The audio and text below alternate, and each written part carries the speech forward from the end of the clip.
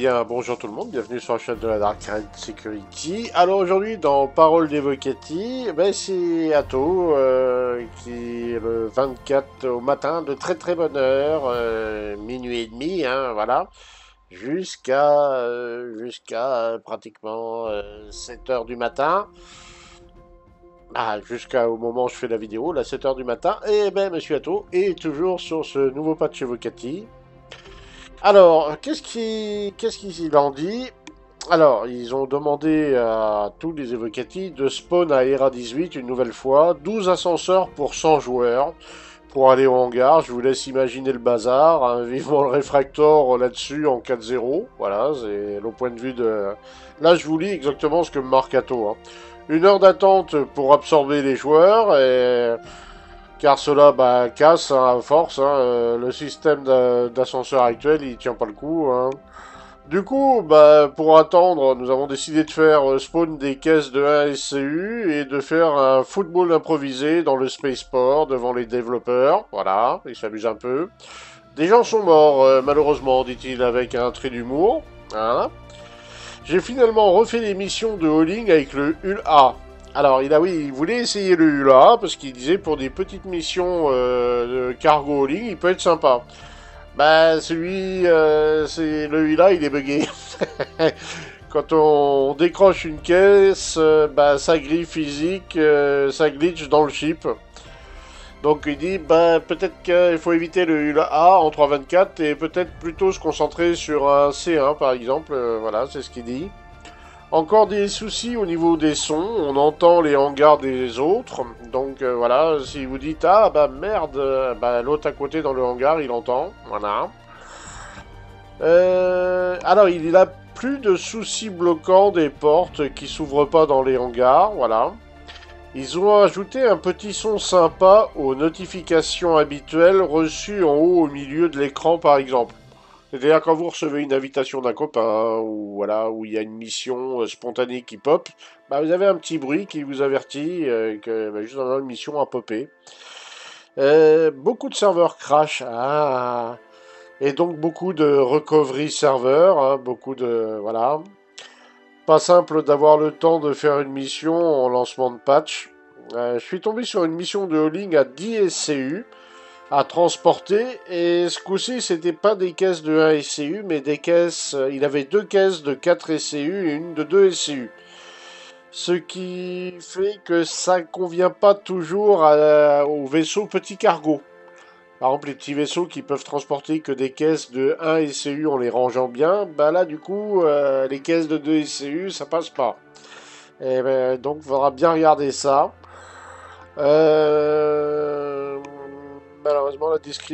Malheureusement, dans la description de mission, ne vous dit pas quels vont être le type de caisse. Ça, c'est plus embêtant. Les hangars médium, pour les vaisseaux médium, sont arrivés. Ça y est, ils les ont débuggés. Et celui-ci comporte 2 ascenseurs de fret de 224 SCU de charge chacun. Donc vous avez 224 SCU dans les hangars médium par élévateur. Ce qui fait donc 448 SCU si vous utilisez les 2 chariots et les 2 élévateurs en même temps. Voilà. Alors à présent, les armes se snap, ça s'attache à la grille physique du cargo des vaisseaux. Enfin, il souligne. Sachant qu'en 3.23, vous deviez les poser à l'arrache dans la soute si vous démontiez les armes d'un ship pour les récupérer et les vendre par exemple.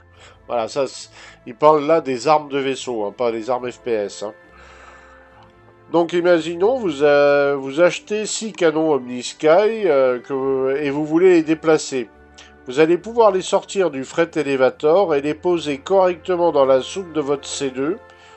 Et comme une caisse, et celui sera bien attaché à la grille. Ça, c'est un gros progrès, parce qu'avoir les armes qui bougeaient dans tous les sens et qui limite mettaient des dégâts au vaisseau, c'était pas top.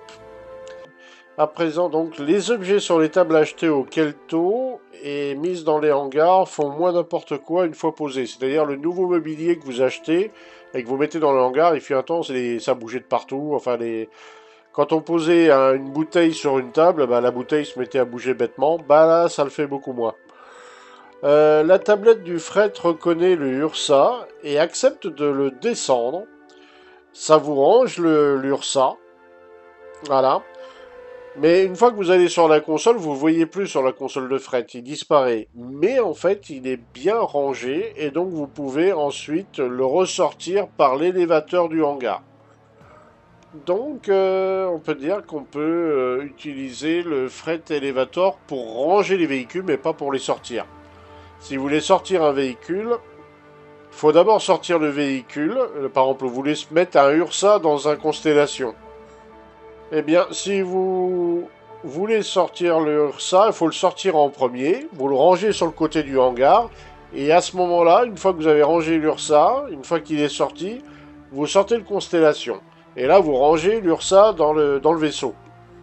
Par contre, pour le ranger, pour ramener l'URSA, bah, vous avez juste à baisser la soute du Constellation, sortir l'URSA et le mettre dans l'élévateur et faire descendre l'élévateur. Et ça va le ranger automatiquement. Il n'y a que pour l'appeler que vous allez être obligé de le faire passer par l'élévateur à vaisseau. Voilà, vous avez l'élévateur de fret et vous avez l'élévateur de vaisseau. Bah, au début, pour sortir le véhicule terrestre, vous allez être obligé de passer par l'élévateur à vaisseau. Vous rangez votre véhicule sur le côté du hangar, là où il n'y a pas la piste d'atterrissage, le pad. Vous faites sortir ensuite votre Constellation. Donc vous pouvez mettre ensuite le véhicule, l'URSA, dans le Constellation. Mais une fois que vous avez fini votre mission, bah vous sortez l'URSA du vaisseau et vous le rangez directement dans l'ascenseur de fret et il va se ranger automatiquement. Et du coup, vous n'êtes pas obligé d'appeler l'ascenseur de l'élévateur de vaisseau pour le ranger. C'est plus pratique.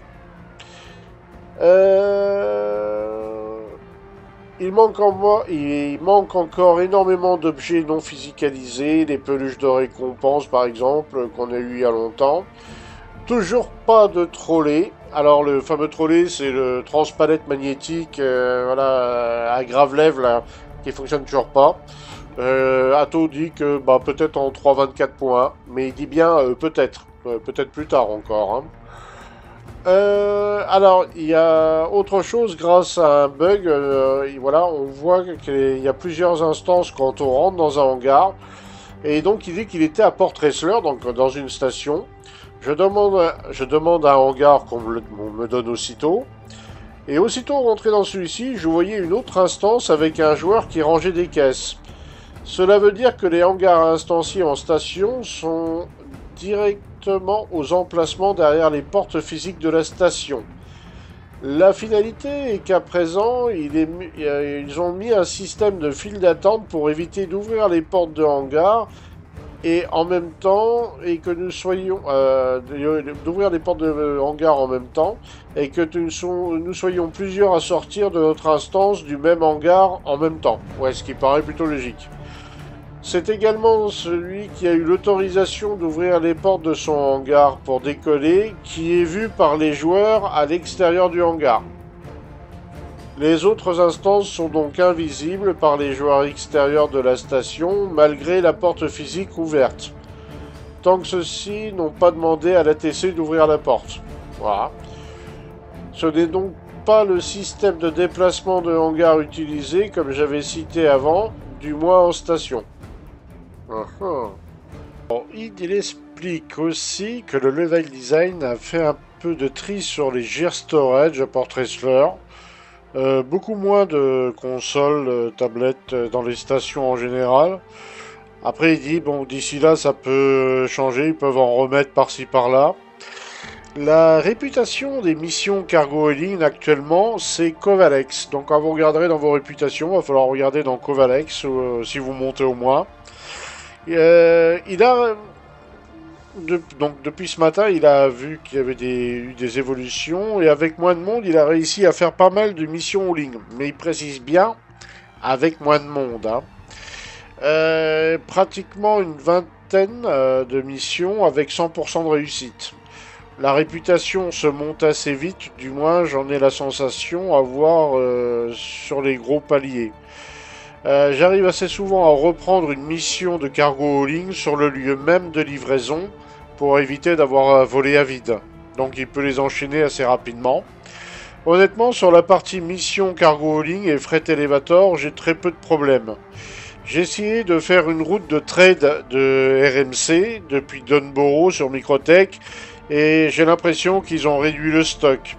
J'ai réussi à acheter pour 2,5 millions d'AUEC maximum, alors que d'habitude on peut acheter pour beaucoup plus que ça, quasiment le double, voire le triple. Alors il est sur un build, donc il est sur une construction depuis 1 h du matin, et là il vient d'ajouter des ajouts d'informations, et je viens de stopper à l'instant à midi. Donc depuis 1 h du matin jusqu'à midi, Monsieur Atto il a testé le patch. Et c'est la première fois que je peux jouer autant sans avoir de gros soucis bloquants. Pour moi la Wave 1 s'approche fortement. Ah, lui, il est encouragé, là, ouais.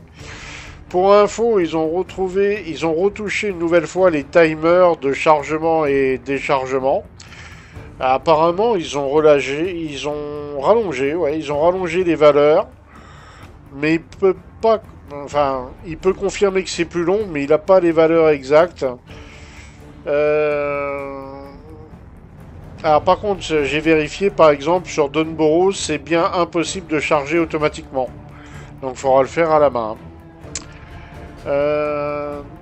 Alors il va pour objectif à la prochaine session d'essayer le raft.